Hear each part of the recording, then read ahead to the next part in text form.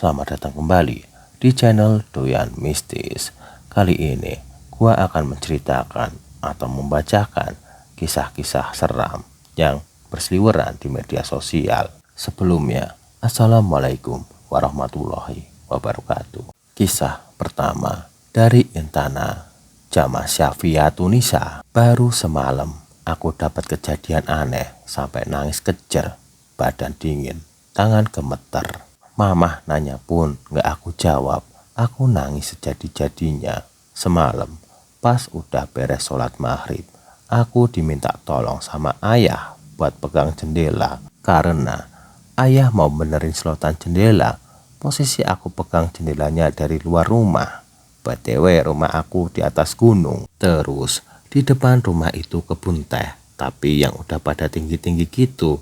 Nah, di sebelah kanan rumah aku itu ada kandang kambing. Entah kenapa, aku yang tadinya fokus lihat ke ayah, tiba-tiba pengen banget lihat ke arah kandang kambing. Dan kakak tahu di sana ada apa? Ya, ada Mbak Kun yang lagi duduk di atas genteng kandang kambing. Aku langsung teriak lari ke rumah. Ayah, Allahu Akbar, la ilaha. Nangis deh jadi-jadinya. Mama nanya, ada apa? Kenapa? Kamu lihat apa lagi? Aku gak jawab, mulut kayak susah buat dibuka. Mama terus nanya, ayah naon neng, ayah naon, sambil nangis plus gigit selimut. Aku jawab, itu diditu mah, ayah itu. Kisah selanjutnya ini bikin gua tercengang dari AMHRND. Cerita ini waktu pas KKN, poskonya tuh ditutup triplek. Tiap malam ada yang ngetuk-ngetuk. Tahu nggak ternyata apa? Cicak. Aku pun kaget, ternyata cicak bisa gitu. Setelah itu gua penasaran. Akhirnya gua cari tuh di Google tentang cicak. Ya, bener aja. Cicak itu sebagai tunggangan jin. Jadi, jika rumah lu pada banyak cicaknya, bisa jadi juga ada entitas itu. Takut. Kisah selanjutnya dari akun yang bernama Margaret Mulcai. Mau cerita, mumpung inget saya di opname di salah satu RS swasta di Bekasi. Opnam di kamar VIP selama 6 hari. Pas hari keempat tengah malam, saya samar-samar lihat suster jaga masuk, nengok ke bed, terus ke toilet. Karena ngantuk berat, ya saya tidur lagi. Tapi beberapa kali saya kebangun karena suster jaga beberapa kali masuk kamar. Lakukan hal yang sama, ada mungkin sekitar 3-4 kali. Besok paginya, pas suster masuk kamar, saya tanya, "Sus, kenapa tadi malam kok bolak-balik ke sini?" Susternya cuma senyum sambil bilang, "Oh, ibu kebangun ya?" Tapi dia tetap nggak kasih tahu alasannya. Meski penasaran, saya diem aja.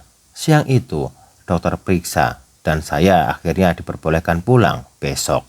Nah, besoknya waktu nunggu obat yang mau dibawa pulang, saya tanya sama suster itu lagi. Karena pas dia datang untuk lepas infus, saya nanyanya agak maksa. Akhirnya suster bilang, "Iya, malam itu bel panggilan dari kamar ibu nyala berkali-kali. Pas saya datangin, kok ibu sama bapak kok tidur nyenyak." Saya ke toilet memastikan. Terus gongnya. Susternya bilang, "Gak apa-apa, udah biasa kok bu." Rupanya di kamar yang saya tempatin ini sudah biasa ada panggilan kayak gitu. Sebetulnya suster sudah tahu, tapi dia tetap harus datang karena takut beneran pasien yang manggil. Dan panggilan itu cuma ada saat kamarnya terisi pasien. Kalau kosong sih gak pernah katanya. Yang saya kaget, ternyata setiap malam memang ada yang usil manggil suster. Cuma saya dan suami gak pernah kebangun aja.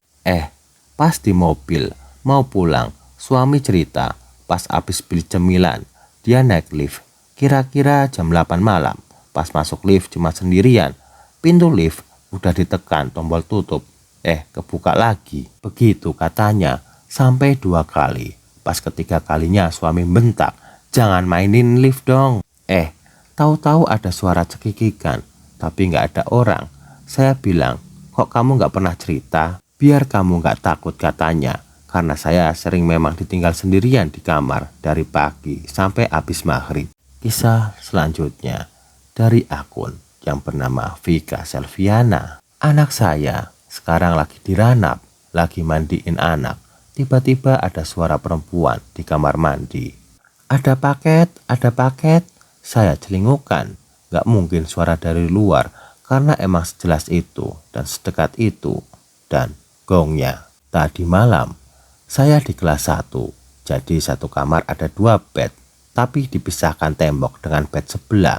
Saya dengar betul ada yang baru masuk ke bed sebelah yang memang kosong. Bahkan ada suara suster bolak-balik ke bed sebelah saat bed sebelah minta tolong. Waktu sholat subuh, saya bangun dan ke kamar mandi untuk ambil wudhu. Dan ya, bed sebelah kosong. Padahal terasa sibuk banget, banyak aktivitas. Paginya saya cerita ke suster. Kata susternya, mungkin ibu mimpi. Langsung saya ketawa dalam batin. Lah, yain aja lah biar cepet. Selanjutnya, kisah seram dari akun yang bernama Mama Suteres. Aku merawat mamaku setiap malam. Jadwal malam ini aku ambil karena kedua mbakku gak ada yang kuat begadang. Dari lihat kuntai yang tingginya 2 meter berjalan keluar dari kamar mama. Hingga beberapa hari terakhir sebelum mama wafat, aku melihat sosok yang gelap, sangat gelap, berdiri di dalam kamar, tepat di arah mata mama melirik. Mata kanan melirik ke atas. Dan 3 hari sebelum mama meninggal, innalillahi, semoga Mama Suteres diberikan ketabahan serta keikhlasan bagi keluarga yang ditinggalkan. Kisah selanjutnya dari akun yang bernama Tamavidi. Saya pernah setelah selesai nemenin istri lahiran di rumah sakit, saya tiba-tiba mules pengen BAB. Pas di ujung lorong RS ada toilet. Nah, BAB lah saya di situ tengah malam. Anehnya, pas saya keluar toilet, saya malah ada di lantai atas ruangan operasi, yang dimana harusnya saya masih seruangan dengan ruangan operasi tersebut di lantai 3, tapi saya keluar toilet malah ada di lantai 4. Jadi, gimana menurut kalian? Apakah Tama ini masuk ke lorong waktu atau dimensi lain? Tulis di kolom komentar. Selanjutnya, dari akun yang bernama Saski Ditau. Beberapa minggu lalu, dalam musola, setelah sholat, aku mencium parfum khas yang biasanya dipakai setelah proses pemandian terakhir kali manusia sebelum dipakaikan pakaian terakhirnya. Lalu, aku melanjutkan aktivitas dan pulang sekitar jam 5 sore. Pada subuh keesokannya, HP ku ramai dengan notifikasi WA. Mataku masih sepet, tapi suara getar HP ku cukup mengusik. Ada puluhan notifikasi dan salah satunya dari temanku. Sas, tahu alamat rumahnya enggak? Atau rencana mau disemayamkan di mana? Sontak, aku kaget. Jelas ku jawab, Mbak, bentar, aku nggak ngerti. Aku buka notifikasi WA lainnya. Benar, ada berita duka. Datanglah aku ke rumahnya untuk pertama dan terakhir kalinya. Makin shock. Aku nggak sengaja lihat botol parfum itu di sekitar beliau. Ya, persis yang aku cium. Aku diam, duduk lemas, gak jauh dari beliau, berusaha memproses kenapa menghampiri, kenapa aku sadar aroma ini, ada apa. Kisah selanjutnya dari akun yang bernama Ade Paramita. Aku mau cerita pengalamanku waktu SMP. Aku pernah kecelakaan mobil di Jalan Pantura, kebetulan gak jauh dari rumahku. Waktu itu aku kelas 1 SMP. Dan hari Sabtu tepatnya, aku mau berangkat les bahasa Inggris. Sebelum berangkat, aku ketemu ibuku di jalan, gak ada feeling apapun. Mungkin ibuku sampai rumah, terdengar suara tabrakan yang cukup keras. Aku mental lumayan jauh. Kata orang-orang, tabrakanku kayak terbang. Kata yang nabrak, aku sempat gak bernafas dan juga hilang kesadaran. Ibuku nangis histeris dengar kabar ternyata yang ditabrak itu anaknya. Anehnya, di alam mimpi aku ingat banget kalau aku diajak terbang sama kakek tua, pakai baju putih dan punya sayap. Lalu aku diantar dengan selamat ke tempat les, dan sebelum pergi kakek itu bilang, "Sudah sampai ya nak, lain kali hati-hati." Lalu aku bangun dan sadar-sadar ternyata aku udah di RS. Tapi anehnya mimpinya pas banget 2 minggu setelah aku kecelakaan. Ada yang tertabrak lagi seumuran, qadarullah wafat. Innalillahi. Semoga kita selalu dijauhkan dari mara bahaya dan malapetaka. Amin. Oke, kita lanjut lagi. Kali ini dari akun yang bernama Budi Ningsih 04. Dulu waktu aku kuliah study tour ke Jogja, pulangnya rombongan bus lewat hutan jati di malam hari. Tiba-tiba teman sebelahku teriak kalau lihat Pak dosen berdiri di pinggir jalan pakai topi sama jubah hitam. Aku bilang, "Gak mungkin, ini bus kita bus terakhir. Lagi pula Pak dosen kan gak ikut karena sakit." Habis itu di dalam bus ada suara gelodakan kenceng, kayak barang kelempar-lempar dari depan ke belakang. Begitu terus suaranya, akhirnya pada nyari benda apa, tapi gak ada apa-apa. Terus ketua nyuruh semua bangun, berdoa. Gak lama, suara itu menghilang. Kami pun melek semua sambil ngobrol, bahas yang baru saja terjadi. Begitu sampai kampus sekitar jam 24. Jam 12 gitu, atau jam 2 atau jam 4. Ya, pokoknya jam segitu. Dapat kabar kalau Pak dosen telah wafat. Lalu kami bahas lagi, jangan-jangan yang berdiri di pinggir jalan arwah Pak dosen. Karena kelasku paling suka usilin Pak dosen ini, suka godain beliau. Mungkin gantian diusilin sama arwah beliau. Kali ini gua no comment. Kita lanjut aja ke akunnya Trieva. Pernah punya pengalaman nginep di hotel Bandung. Setiap jam 12 malam ke atas pasti selalu dengar meja kursi diseret, suara langkah kaki, dan suara kaki yang lagi lari-lari. Nanya ke suami, dia malah tidur kebok, gak denger apa-apa katanya. Sedangkan istrinya gak bisa tidur sampai subuh. Pas subuh baru berhenti itu suara di lantai atas. Setiap ke kamar mandinya juga ngerasa dilihatin. Hawanya gak enak banget. Selama 3 hari nginep di situ, dan malamnya pasti ada suara itu lagi dari lantai atas. Kalau meja kursi yang diseret-seret di lantai atas itu sama kayak cerita gua. Posisi itu gua lagi nginep di hotel daerah Semarang. Gua kesana diajak sama saudara-saudara gua. Saudara gua sih niatnya untuk liburan, tapi gua berpikiran lain. Gua pengennya eksplor sendirian di daerah Semarang. Anehnya, ketika nyampe hotel, di situ kenapa badan gua jadi lemes, badan gua nggak enak. Tidur dah gua di situ sampai sekitar jam 11 malam. Gua dengar dari atas ada suara kursi dan meja kayak digeser-geser. Gua berpikir itu mungkin dari pengunjung lain yang lagi geser kursi atau meja, atau mungkin kasur yang lagi digeser. Gak ada sedikit pun berpikiran tentang hal mistis. Yang sangat gua sesali, gua gak bisa ekspor di Semarang. Karena pagi-pagi buta, kita langsung OTW ke Solo. Ya kali gua ditinggal sama saudara gua. Selanjutnya, dari akun yang bernama Rizky Yawin, Jogja, 2014, beberapa menit sebelum maghrib, aku dan 3 teman lainnya lagi rebahan karena baru sampai di penginapan.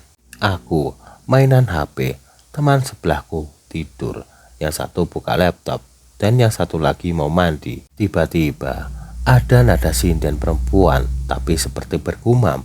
Aku kira temanku, pas aku nyeletuk, "Nyinden rek." Mereka kira temanku yang lagi tidur, tapi kan di kamar gak ada perempuannya. Auto diam sejenak. Kami jelas merasa ngeri, tapi berhubungan kita cowok semua, ya udahlah, kalau diganggu diam-diam aja. Sempet kita bahas waktu jalan-jalan di Malioboro, tapi salah satu temanku yang tidur itu nganggepnya kami ini kecapean. Malamnya, temanku yang tidur agak deketan ke kamar mandi ngerasa kalau ada yang megang-megang punggung dan telapak kakinya. Tapi dia baru cerita besok paginya waktu kami udah keluar ke arah Merapi sekalian check out pindah tempat. Kisah selanjutnya dari akun yang bernama Reza Perdana Sianturi. Belasan tahun yang lalu Waktu pertama-tama baru masuk ASN, yang kantor gedung zaman dulu tuh di daerah Jakarta Pusat. Saya masih rajin-rajinnya tuh pulang kerja tuh mungkin karena bujang kali ya. Pulang kerja tuh selalu malam hari, di sekitar jam 9 malam sampai jam 12 malam. Lagian di rumah juga mau ngapain, mending di kantor. Nah, suatu ketika, biasakan kalau security suka ngider tuh malam-malam, dia ngecekin ruangan yang masih ada orangnya. Security ini nggak pernah masuk ke ruangan, cuman dari depan aja, dari depan pintu, ngetok-ngetok, ngecek masih ada orang atau enggak. Nah, security itu ngetok-ngetok ruangan gua. Memang dia udah hafal juga dengan kebiasaan gua pulang malam banget. Dia nanya, masih ada orang nggak? Sambil ngetok-ngetok pintu. Terus ada yang nyaut, masih ada saya pak. Nah kan berarti ada orang tuh. Dia pergi. Besoknya, pas gua datang ke kantor pagi-pagi, security itu negur gua. Mas, lu semalam pulang jam berapa? Gua tungguin, tapi lu nggak keluar-keluar. Nah, gua bengong tuh. Lah, kemarin gua pulang tenggo pak, nggak sampai malam. Itu security langsung kaget. Lah, itu kemarin malam siapa yang nyaut? Ya nggak tahu pak. Mungkin kejadian ini sering terjadi di kantor-kantor, bahkan kadang menyerupai teman kita. Jadi kemungkinan pasti ada yang pernah ngalami kejadian seperti ini. Coba tulis di kolom komentar, biar nanti bisa gua ceritain di video selanjutnya. Oke, kita lanjut. Kali ini dari akun yang bernama A. Wulandari. Aku bingung, ini masuk cerita horor atau lucu? Lagi random, pengen cerita aja. Jadi, waktu SMP, aku tuh sering di rumah sendirian. Nah, waktu itu lagi booming mainan jelangkung pakai jangka. Iseng lah aku main jelangkung di rumah. Beneran tuh jangka gerak-gerak sendiri. Singkat cerita itu hantu ngakunya seorang noni Belanda, bangsawan gitu. Iseng lah aku tanya, aku, kalau kamu bangsawan berarti kaya kan? Lalu si noni Belanda itu menjawab ya. Dan aku jawab lagi, kamu bisa kasih uang aku enggak? Noni Belanda menjawab bisa. Aku jawab lagi, berapa banyak? Aku kan ditinggal ortu sendirian. Aku pengen jajan. Drama. Si hantu noni Belanda ini menjawab 150. Sedikit banget 150. Apa tuh? Lalu noni Belanda ini menjawab golden. Terus gimana cara ngasihnya? Lewat pelayanku. Hah? Maksudnya gimana? Ya udah, makasih udah niat ngasih. Selesai mainan tuh jelangkung, mungkin setengah jam setelahnya, pintu rumah diketok. Pas dibuka, anak teman kantor Kanjeng Romo yang kebetulan sebelahan rumah dinasnya. Aku kesini disuruh tante atau Kanjeng Mami, kalau mau balikin duit, suruh kasih ke kamu buat jajan. Ini 50.000. Aku baru tahu, kamu pelayannya noni Belanda. Ketawa aku di situ. Wih, gimana maksudnya? Lalu aku ceritain semuanya. Jangan-jangan itu noni hantu rumah dinas kita ya. Bisa jadi, dulu kan emang ini bekas kuburan Belanda. Udah gitu memang suka ada noni-noninya. Asem, aku dibilang pelayan. Coba tanya jawaban kita, Eptanas besok. Gua langsung jawab, ogah. Memang, selama tinggal di rumah dinas itu juga aku sering ngalami kejadian aneh. Bukan aneh yang ngeri ya. Sedangkan rumah dinas sebelah malah sering ada yang kesurupan. Sedangkan keluargaku baik-baik aja. Gak tahu, efek karena dulu zaman Mbah Kakong masih dinas. Kami juga sempat tinggal di sana. Aku lahir di situ juga. Dan kembali ke rumah itu pas gantian Kanjeng Romo yang dinas. Jadi balik ke situ pas aku udah gede. Aku sering ditemenin kalau nonton TV sendirian. Berasa banget kalau tiba-tiba ada yang duduk di sampingku. Kalau jendela gerbang belum ditutup, sering diketok, atau tiba-tiba gerbang bunyi, jadi otomatis kita ngecek kan, dan sadar kalau belum dikunci dan digembok. Dia juga jadi DJ dadakan buat aku, tiba-tiba replay lagu favoritku, pas aku tungguin tuh DVD player, lagunya jalan terus, gak replay di salah satu lagu. Tapi, begitu ditinggal akan replay lagi lagu favorit aku, atau mungkin dia juga suka. Kisah selanjutnya dari Lady Lena Stefan. Waktu kecil, aku pernah lihat gerombolan remaja main jelangkung di pinggir sawah. Aku sama tanteku lihat mereka dari jendela. rada jauh tapi kelihatan. Tiba-tiba mereka nggak lama abis itu berhamburan lari-lari karena jelangkungnya terbang padahal siang bolong. Jalangkung jalangse, datang nggak dijemput, pulang nggak diantar. Kisah selanjutnya dari Anggi Santoso 999. Dulu tahun 2004 saat aku kelas 3 SMP, aku juga pernah mainan jelangkung sama temanku 4 orang. Mainnya di dalam kelas saat istirahat, dan yang hadir ternyata adalah almarhum guru fisikaku yang baru wafat sekitar 3 bulanan. Kita langsung keluarin dia. Yang kedua saat SMA kelas 2, aku tengah malam gak bisa tidur, iseng main itu sendirian. Ternyata yang datang malah almarhumah budeku sendiri. Saat itu aku udah kapok main itu dan takut tidur sendirian di kamarku. Kita lanjut, kali ini dari akun yang bernama Veronica Diana 22. Hal terhoror dalam hidupku adalah saat tetangga depan rumah meninggal mendadak di jam 9 malam. Dan di jam 9 sampai jam 11 aku melayat di sana. Jenazahnya kan ditaruh di ruangan yang ada kelambunya. Di dalam ruangan ada aku, ibu almarhum, dan almarhum. Jam 10.50 malam, ibu almarhum pamit mau buang air. Alhasil, tinggallah aku dan jenazah itu sendirian. Karena memang dipesani gak boleh ditinggal sendirian. Dan tahu gak gongnya apa? Aku melihat sosok sama persis dengan almarhum sedang duduk mojok. Ya, duduk mojok sembari menunduk dengan baju yang sama persis saat dia ditemukan wafat jam 8 malam tadi. Posisinya duduk, tapi kepalanya dibenamkan di antara kedua lututnya. Ya, aku otomatis kabur dong ya. Aku tinggal jenazahnya sendirian dan aku suruh salah satu orang yang jaga di depan ruangan masuk. Jadi ada 3 yang berjaga juga, tapi di luar ruangan karena pelayat sudah pada pulang, tinggal keluarga inti dan aku yang nungguin. Baru juga sampai rumah, langsung hujan derespol. Selesai mandi aku tidur. Tapi sialnya, mataku ini gak mau terpejam sama sekali. Alhasil nyuruh suami yang masih jagong untuk pulang. Dan sungguh, sampai pagi aku gak bisa tidur. Selepas subuh, aku langsung bantu-bantu di sana lagi. Dan kali ini, aku gak mau deket-deket lagi ke jenazah yang di dalam ruangan. Tak lama, jenazah dimandikan dan dikafani. Nah, pas jenazah masih dibaringkan, belum ditaruh keranda, lalu Pak Le almarhum atau paman almarhum bawa gayung berisi air mandi almarhumah. Katanya biar gak sawan. Aku tanpa babibu minta buat cuci muka. Setelah itu masih nunggu kakaknya yang di luar kota datang. Posisi itu aku duduk di dekat jenazah tapi agak jauh dan banyak orang juga, jadi aku gak takut.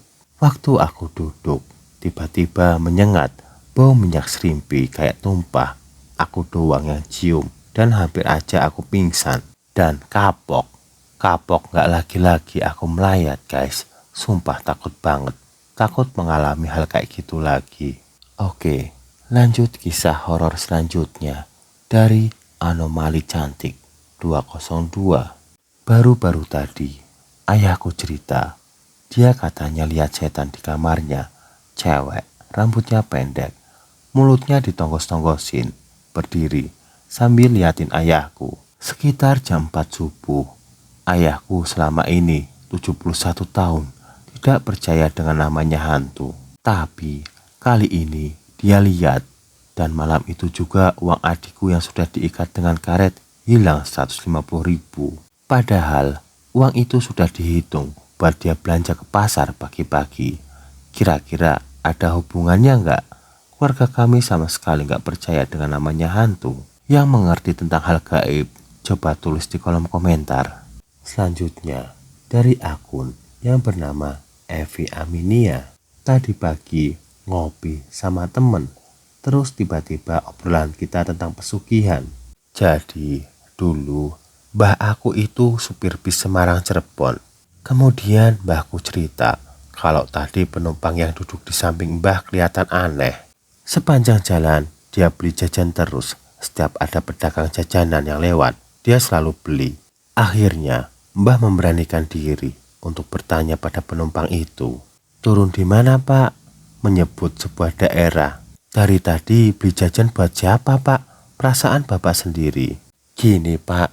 Jadi, tujuan saya naik bis ini itu mau kembaliin tuyul yang saya beli minggu kemarin. Nah, jajanan yang saya beli itu dari tadi itu dimakan sama tuyul saya." Tiba-tiba Mbah refleks pegang dompet, takut diambil sama tuyul si bapak. Tapi rasa penasaran Mbah makin besar.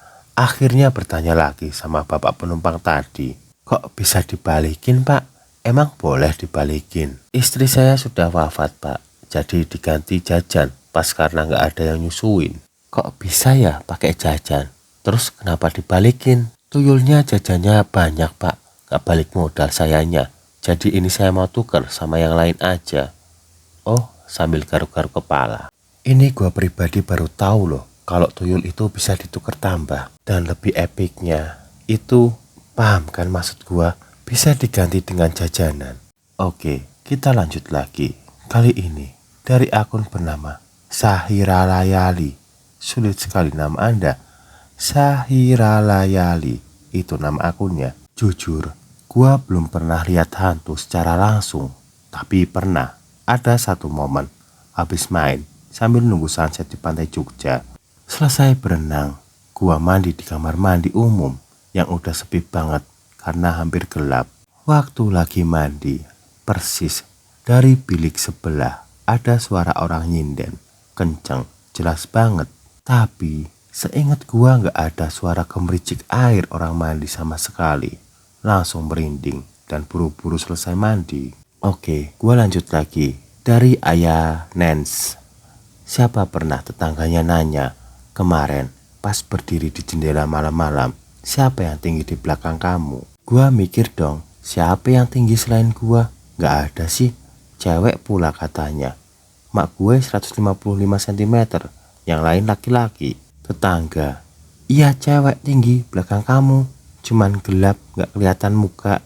Kirain mah tante kamu." "Gak ada tante, adanya om. Ini lagi main ke rumah, tapi tinggian aku." Terus tetangga gua ngomong, "Mungkin bayangan kali ya." Habis itu gua langsung merinding.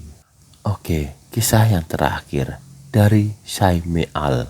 "Kenapa ya kejadian horor kalau dialami sendiri suka masih terngiang aja gitu?" Ini cerita udah lama banget dulu waktu gua masih SMK tahun 2019-an. Waktu itu sekolah ngadain camping di Cibubur.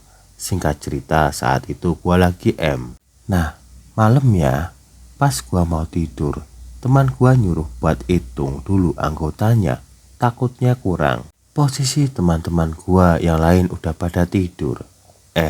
Pas gua hitung yang seharusnya ada 7, anggotanya kenapa jadi 8? Gua cross check lagi, takut salah. Tapi beneran ada 8. Buru-buru gua tidur, peluk temen gua. Oke guys, mungkin sampai di sini dulu cerita horornya. Nanti kita lanjut lagi di lain hari. Jika video ini masih belum sempurna dan ada kata-kata gua yang salah, tolong dimaafkan. Terima kasih yang udah selalu support channel ini agar terus berkembang. Gua hanya bisa mendoakan, insya Allah pasti kalian dilancarkan urusannya. Amin. Terima kasih atas perhatiannya dan jangan lupa subscribe. Wassalamualaikum warahmatullahi wabarakatuh.